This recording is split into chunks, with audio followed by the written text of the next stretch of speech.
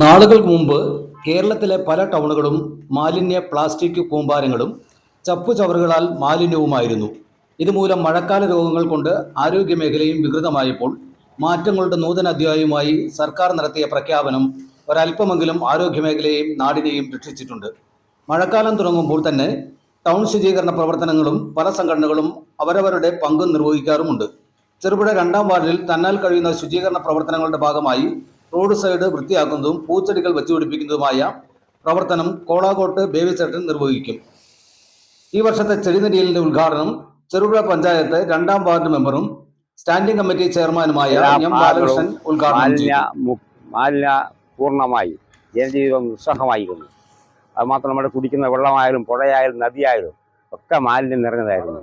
അങ്ങനെ നിരവധി സാംക്രമിക രോഗങ്ങൾ പടർന്നു പിടിക്കുന്ന സാഹചര്യത്തിലാണ് നമ്മുടെ സർക്കാർ മാലിന്യമുക്ത കേരളം എന്ന പദ്ധതിയുമായി മുന്നോട്ട് വന്നത്.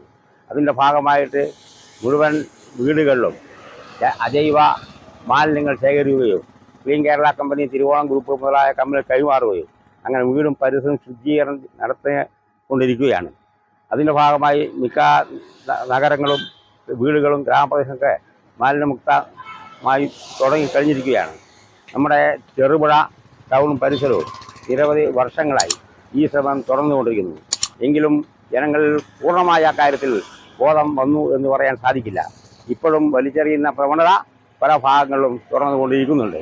അതിന് അറുതി വരുത്തുന്ന കൂട്ടായ ശ്രമത്തിൻ്റെ ഭാഗമായി നമ്മൾ നിരവധി പ്രവർത്തനങ്ങൾ നടത്തി വരുന്നുണ്ട്.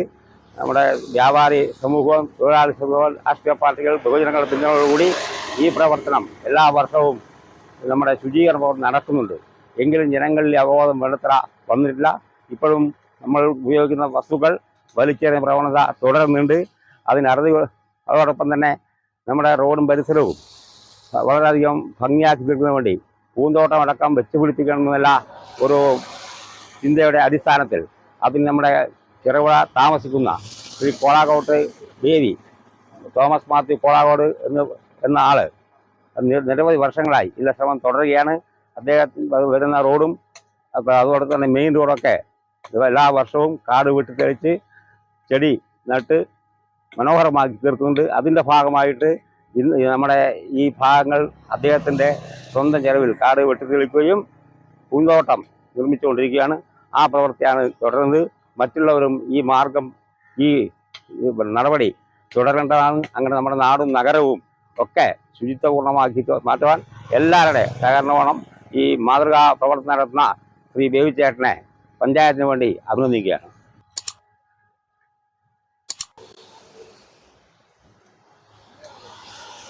ചെറുപുഴയുടെ ഹൃദയഭാഗത്ത് 7 വർഷങ്ങളായി പ്രവർത്തിച്ചു വരുന്ന സെഡ് മൊബൈൽ നവീകരിച്ച ഷോപ്പിന്റെ പ്രവർത്തനം ആരംഭിച്ചിരിക്കുകയാണ്. IPhone, Samsung, Redmi, Realme, OnePlus, IQ തുടങ്ങിയ ലോക പ്രശസ്ത ബ്രാൻഡുകളുടെ മൊബൈൽ ഫോണുകൾ ഏറ്റവും കുറഞ്ഞ വിലയിൽ EMI സൗകര്യത്തോടുകൂടി നിങ്ങളിലേക്ക് mobile accessories, second hand phone മുതലായവ ലഭ്യമാണ്. കാലത്തിന്റെ ആധുനികതയ്ക്കൊപ്പം ചെറുപുഴയെ നയിക്കുന്ന സെഡ് മൊബൈൽ, അമ്പലം റോഡ്, ചെറുപുഴ.